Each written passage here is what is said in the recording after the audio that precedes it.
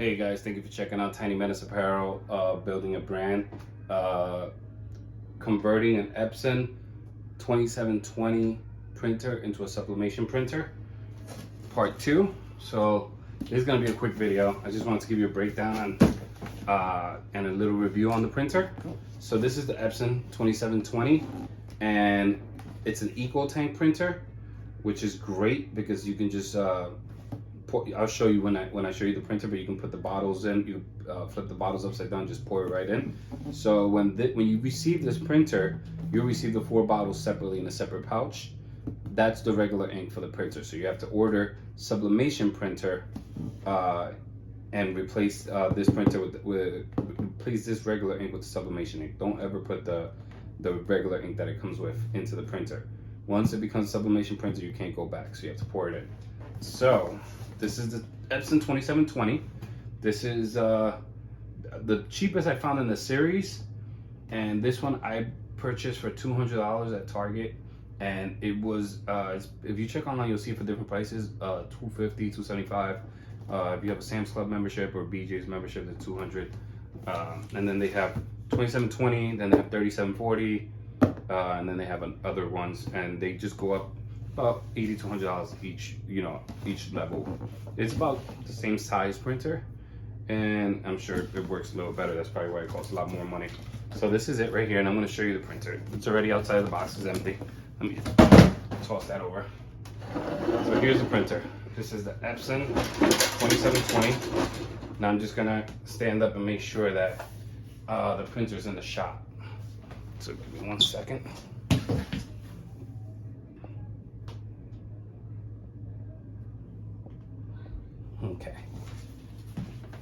Okay, so this is the printer here. The Epson 2720 also has a scanner.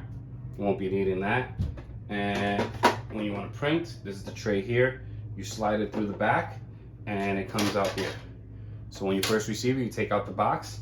I would not plug it in until I took care of the ink situation first, just because I don't want to have, you don't want to accidentally press a button and have it start loading and there's no ink in the machine. So when you want to put the ink in the machine, when you first get it, you take out the box, remove the wires, power cord. You saw that in part 1. Just look at, subscribe to Menace Apparel and check part 1 of this, and I give you a brief breakdown of what I did, but I didn't actually show you the printer. But in this one I said, let me just show you the printer just so you guys can see how it is. So this is the printer here, and these are the slots over here, the 4 slots. So then I'll show you the sublimation ink in 1 second. So this is the sublimation ink. So the one I bought was Woolcock. I mean, it's not promotion, it's just what I got from Amazon. And it wasn't the cheapest, but it wasn't the most expensive. It was like in between. I go by reviews. So I'll show you a sample of a print job with this ink, just so you can see the brightness and how it comes out. And you get 4 bottles. So you get this one, you get yellow, you get black and blue. So you just flip the switch up. I already poured it in. Once you pour it in, it fills up all the way, but you still have a lot of ink left. You have about this, like 1/8 of the bottle. So you save it and pour in the rest. And this is great if you want to buy ink without these tops. So if you get the ink without these tops are meant to fit these types of printers. So you can just take this top off and pour it in. Now, in the future, once you have these bottles, you can buy refillable bottles that don't have these tops, and then you pour it into this. And the refillable bottles is a little bit cheaper, a few dollars less because of this top. So you pour it in this is the 4 bottles. You flip one at a time, and you'll see it go up in the line. There's like a line here. You can see it go up all the way. And just remove it, put the top on. Put it to the side, close it. Comes with a CD, so you can put it into a computer and install the drives for it. You plug in the USB, power cord, press power. Then in the settings, it's gonna ask you if you want to print fast. I say no. I don't put it as printing fast because I want quality in the prints, and I don't want the printer rushing because it's such a, I figured because it was a cheaper printer, if you put it on fast, it might rush and then you'll start getting streaks and it won't give you the full color. So I put on fast, and then in quality I put high. That's it. And then you just click next, completed. All right. And this is, so now you know how the printer is set up.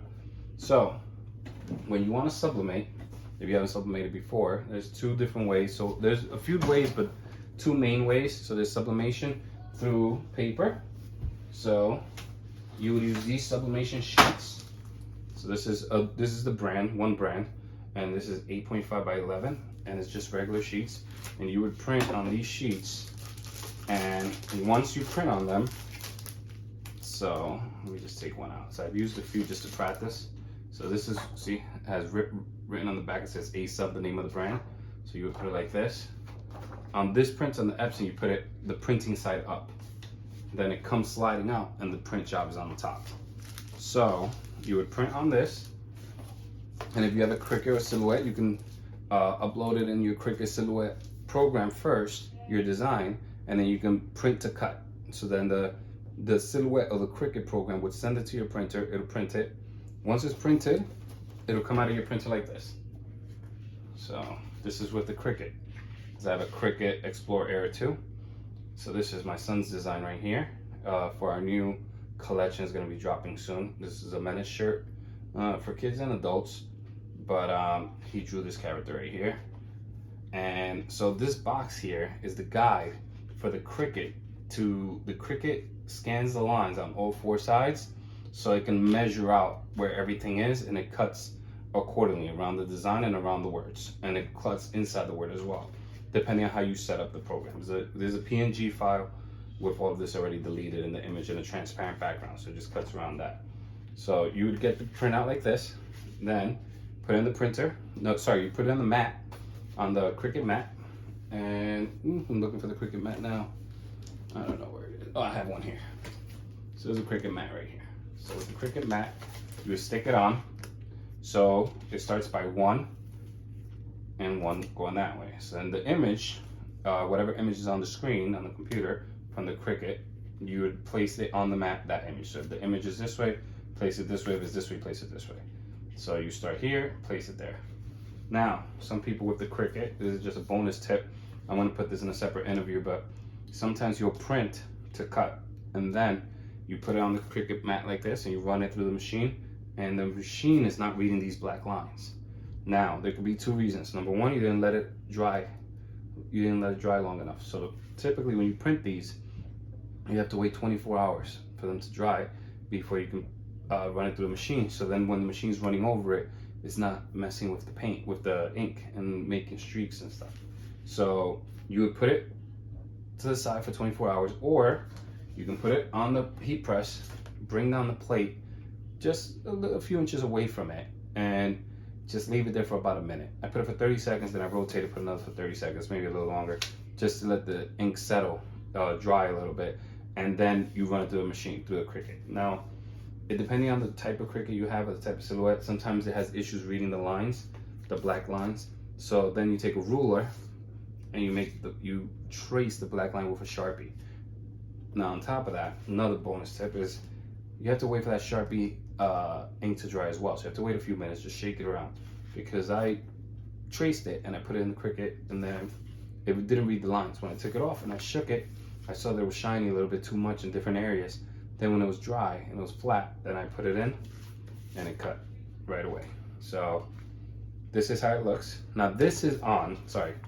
So I showed you the paper for the sublimation paper. This here is easy subli paper, easy sublimation paper. So this would cut on this mat here. You would weed it off, and then you'd take another piece of paper over it. You'd take a mat over it, and it'll stick to it.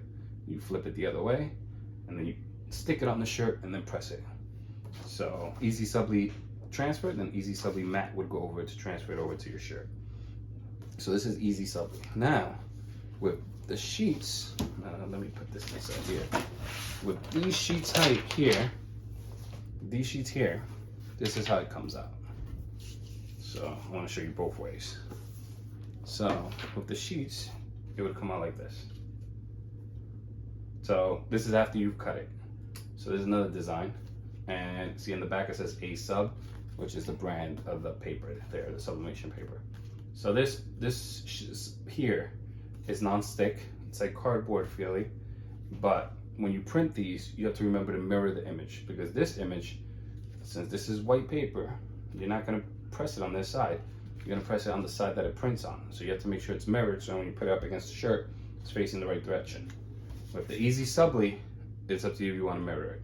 You don't have to, because you can peel it off and lay it right on top of the shirt and just press it, so it'll still face the right way. This one, you definitely have to mirror it. So if you don't mirror it, then your design comes out like this. Let me show you another one. This is an A-sub sheet. This is the Cobra Kai eagle thing from the new Cobra Kai show.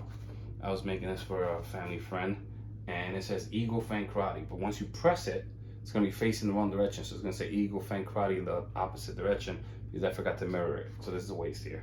Now, what I could do, you really can't. You could, I was thinking you could cut around it and just cut this, but you really can't. Once it's cut, it cuts around the base of the image. So this is if you mess up. Now, with the Easy Subli, this is the transfer sheet here. This is the transfer. You stick it to this, peel it off, stick this part is already sticky, like you see your transfer, stick it on the shirt, you press it. You wouldn't even need a Teflon sheet over it. You could use one, a lot of people do, but you don't have to. This is meant that you can press right on it, 310 degrees for 12 seconds. There's just another random one that was from, oh, this is part of a piece of this one. So another thing is, depending on your size of the sheet, these sheets get pretty pricey. You can fit multiple images on the sheet, you know, and Cricut will tell you, well, with Cricut and Silhouette, an error message will come if the image is too big, and then you can shrink it down to size, and you can try to get as many images as you can in the picture. If you know, if the image is small, you can fit a couple more, you know, why not? So you don't waste the paper. Okay, so this is how it comes out. Now I want to show you with the sublimation printer. I printed with this printer right here. I'm going to show you how it comes out. So this is what it looks like. So this is an Easy Sublimation printed on the Epson 2720. That's it right there. Okay, so this is supposed to say "Be Kind" right here, and I'm going to cut that with vinyl, and I'm going to put it right under. Now, give you guys a little review on the Easy Subli. It's not as stretchy as some vinyls. This one's a little harder because the vinyl's on top, and then under is the matte. It's letting it stick to it. Because with sublimation, as you know, or when you do your research, sublimation can only be pressed onto white 100% polyester fabrics.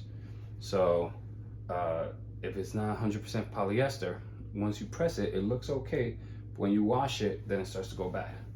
So let me show you what it looks like on green shirt. This is 100% cotton. This is 100% cotton right here. Oh, sorry, 50-50. 50% cotton, 50% polyester. This was done with the regular sheet. This is not an Easy Subli, and it came out.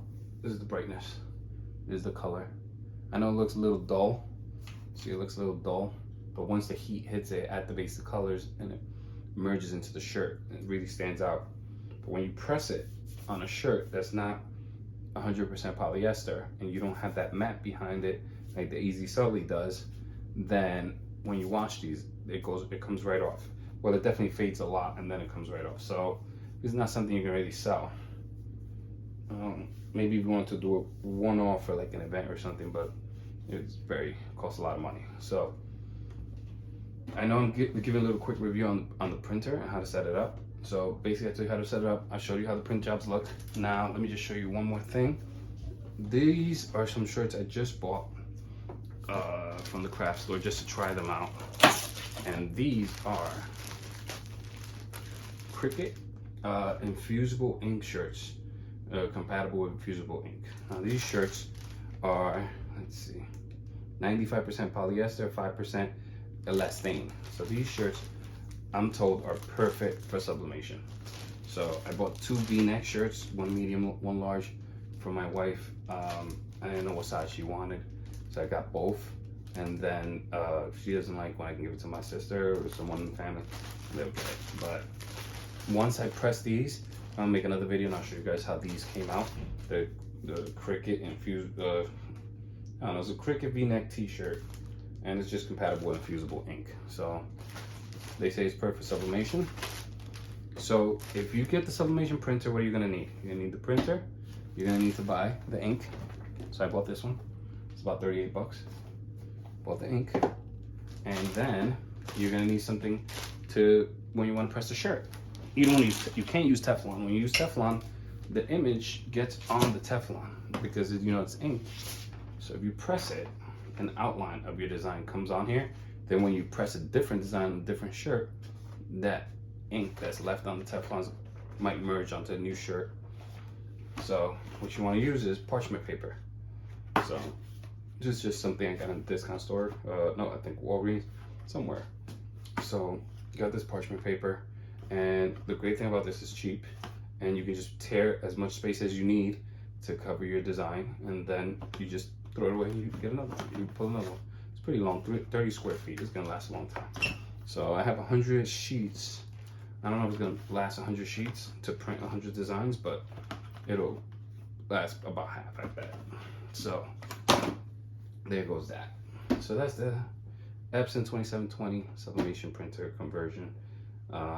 Once you have it set up, just put the sublimation ink in, get your design going. You don't really need to use the guided lines. If you want to trim it yourself, you can print the design on the printer. Take some scissors, cut around it, and then you can press it with your heat press, with your Cricut heat press. With your, some of them have iron-ons. I haven't tried it on iron, but I believe you can press it with an iron. Depends. Look at the back, because there's instructions in the back on the pressing instructions with different things. So the sheets and the easy sublet. But yeah, that's pretty much it. That's all you need. So in the next episode, I think I'm done here with the Epson 2720. In the next episode, I'm going to show you, I'm going to complete a print job with this printer. I'm going to do the whole process, and then I'm going to be packaging some orders. So please subscribe, like, comment. If you want to see some of the products that I sell, it's on Tinymenaceapparel.com. Check us out, and follow, please. Thank you. All right, have a good day.